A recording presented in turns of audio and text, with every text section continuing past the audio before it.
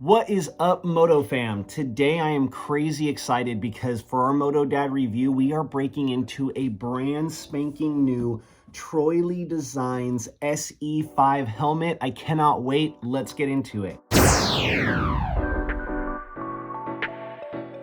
Okay, so as always, before we break into the box, I just want to show you what this does retail for. You can see it goes for about $450. Now, I've heard that they can be a little bit more expensive depending on the paint pattern. And so if you get like a solid color, it might be a little bit cheaper.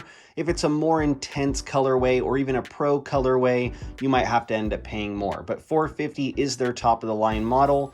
Let's get into it.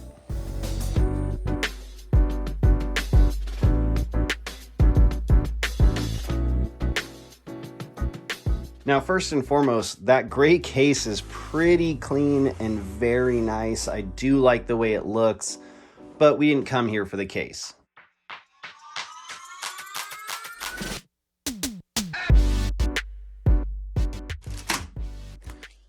And there it is. And I gotta say, that paint job looks absolutely awesome.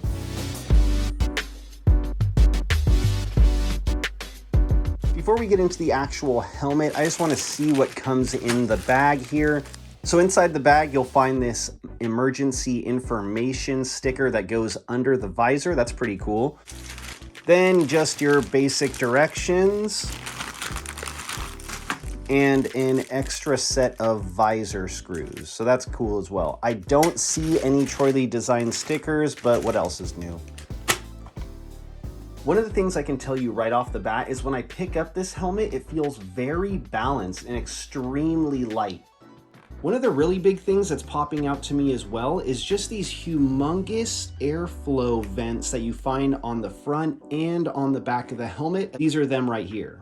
You might also notice the vents all the way up in the front here. Now the mouthpiece has a huge front vent, but I'm talking about these ones here that you can actually see right through. Massive amounts of airflow mean you sweat less, which means you can ride longer, and I really do like that about this Troy Lee Designs SE5. And obviously Troy Lee is really well known for their paint and their colorways and designs, and I don't know if you can tell, but there's a really nice shimmer to the paint job, which is cool.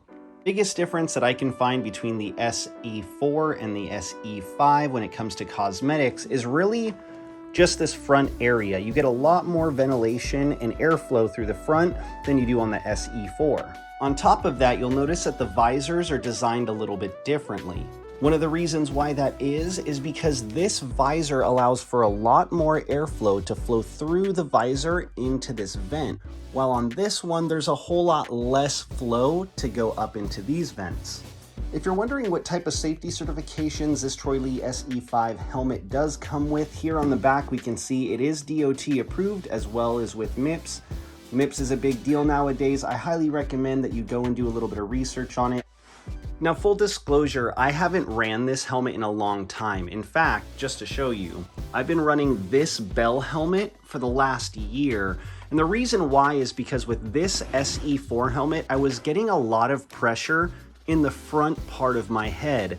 I don't know if that was just because of this design or not, but what I can tell you is this is a medium, and I had to go into a large to actually get a helmet that would fit me in the SE5. So needless to say, I'm a little bit curious to see what this feels like when I throw it on. So let's do it. Okay, so helmet's out. Let's get this thing on.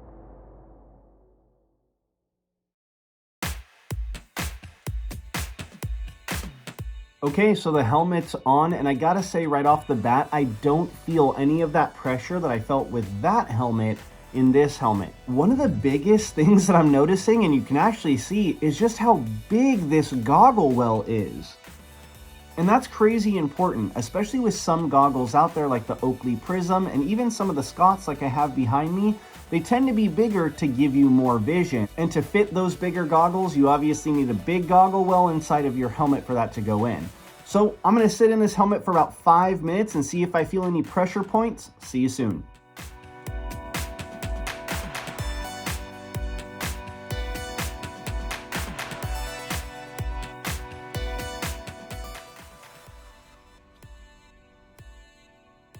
So my 5 minutes is up, and I gotta say, I don't feel any pressure points around my helmet. It feels actually very snug, but very evenly placed all around my head. Now, if you've never worn a Troy Lee helmet, one thing I will tell you is there is a break-in time with this helmet. It does feel a little bit snug, but as I ride it and sweat with it, it'll obviously slowly adjust to the size of my head and the features around my cheeks.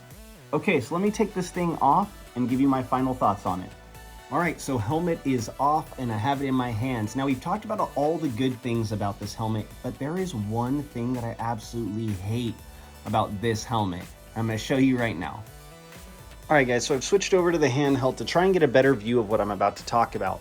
One of the things that I hate about all Troy Lee Designs helmets is their visor screw. It is one of the hardest things to work with.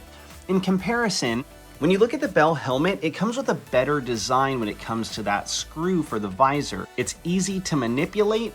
I can do it on and off the track with a glove on, while the Troy Lee Designs helmet has this Phillips style screw. The issue with it is I'm not carrying around a Phillips on the track, and on top of that, it really isn't meant for a screwdriver. It's meant for something like maybe a penny. I've heard people using washers to try and use it, so let's try that out so you can see what I'm talking about. Okay, so here is a washer.